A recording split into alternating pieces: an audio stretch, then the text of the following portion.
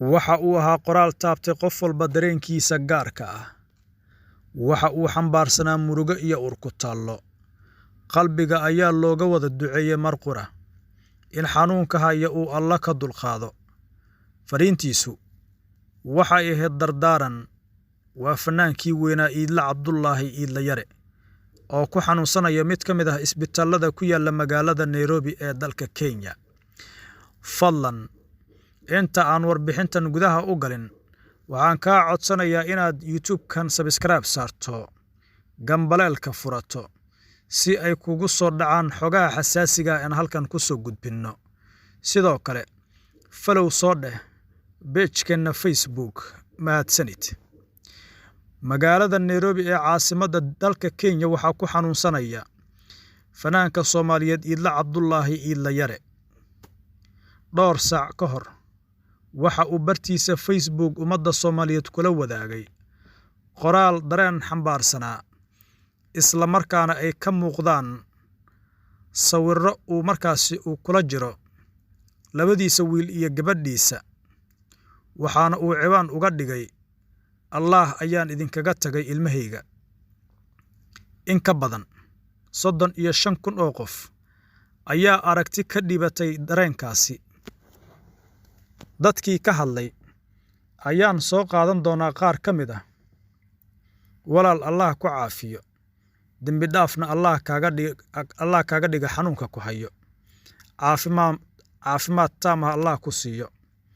Walaal Allah ku caafiyo, caafimaad degdeg ah Allah ku siiyo. Rabbi caafimaad taam ah ku siiyo. Caafimaad taam ah Allah ku siiyo walaalkay.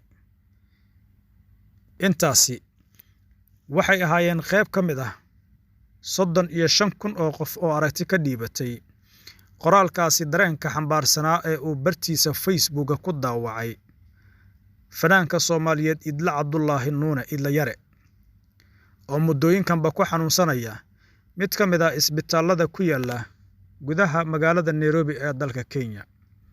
Waa aabba Soomaaliyeed, 3daas caruur u xamaalan jiray. Waxa uu ahaa shakhsi qalbi nadiif ah oo ka hadla mar walba xaqiiqada dhabta ah ee jirta.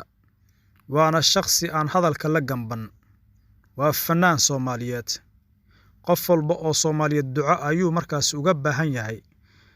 Fanaankan ayaa saacadii la soo dhaafay waxaa la dhigay mid ka mid ah isbitaalada ku yaala gudaha waddanka Kenya, gaar ahaan qolka xaaladda degdegga ah. Muddooyinkii la soo dhaafay waxaa la sheegay inuu aad markaas uga cabanayay xanuunka loo yaqaan macaanka. Gaar ahaan waxaa la sheegay in uu ku dhacay midka ugu khatarsan ee ah sokorta dhacda.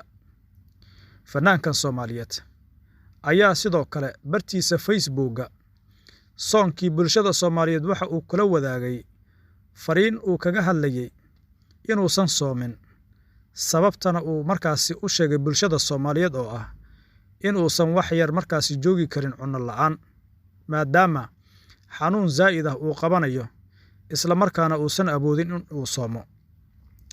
Fanaanka Soomaaliyeed Iidle Cabdulaahi Yare ayaa waxa uu qaadaa heesa markaasi kala duwan oo dadka Soomaaliyeedna ay jecel yihiin. Dhanka kale, waa majaajiliiste dadka ka qosliya. Waxaana shacabka Soomaaliyeed uu ka codsanayaa in ay u duceeyaan si uu Alla uga dulqaado xanuunkan haya. Fadlan warbixintan ha la sii sheergareeyo oo meel fog ha la gaarsiiyo, maadaama fanaankan Soomaaliyeed uu qof walba oo Soomaaliyeed uu uga baahan yahay xilligan la joogo in uu u soo duceeyo, maadaama xaalad adag uu ku jiro sida la sheegayo. Wararka qaarna waxa ay tilmaamayaan in haatan ay markaasi ku hoolan yihiin xaaladdiisa caafimaad. Dhaqaatiir oo markaasi la sheegay in ay markaasi soo wanaagsanaanayso. Dadka qaar ayaa la arkayaa iyaga oo faafinaya warar propaganda ah oo ku aadan in xaaladdiisu ay adag tahay fanaankaasi Soomaaliyeed. Hase yeeshee, waxaan eegi doonaa dhanka kale. Dad badan oo markaasi la soo xiriiray saaxiibadiisa waxa ay weydiiyeen xaaladda fanaan Iidle Yare, waxaana ay tageen gurigiisa.